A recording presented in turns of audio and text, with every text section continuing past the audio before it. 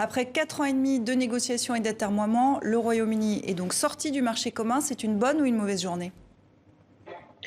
Écoutez, c'est pas une journée fantastique. On a réussi à limiter les dégâts d'une décision inutile et qui aura beaucoup de conséquences négatives malgré tout.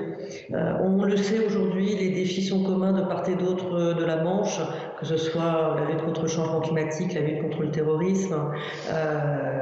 C'est la première fois qu'on passe des mois à négocier un accord pour rendre les choses plus complexes, plus difficiles après qu'avant.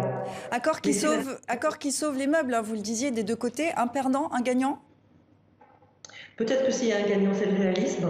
On a entendu beaucoup de mensonges, beaucoup d'approximations pour ceux qui essayaient de vendre le Brexit à leurs compatriotes au Royaume-Uni. Et puis, petit à petit, on est venu vers quelque chose d'un peu plus réaliste, comme je disais. Dans l'avenir, les Britanniques, s'ils veulent continuer à bénéficier d'un accès facilité au marché européen, devront diverger le moins possible des standards que nous avons décidés ensemble jusqu'à Alors, maintenant. alors justement, pour continuer à être réaliste, est-ce qu'on peut faire confiance aux Britanniques pour respecter l'accord? Alors, les Britanniques sont des alliés, sont des partenaires.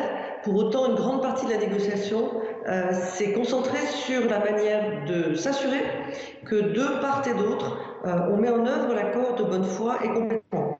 Il y a un mécanisme de résolution des différends qui permet, en cas de manquement, de suspendre tout ou partie de l'accord.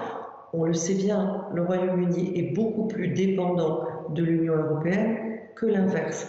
Alors on n'entame pas cette nouvelle année avec des soupçons ou une mentalité de rivaux ou d'ennemis avec les Britanniques, mais c'est vrai que protéger les intérêts des Européens, des entreprises, des pêcheurs, des citoyens a été et reste notre priorité. Alors, on va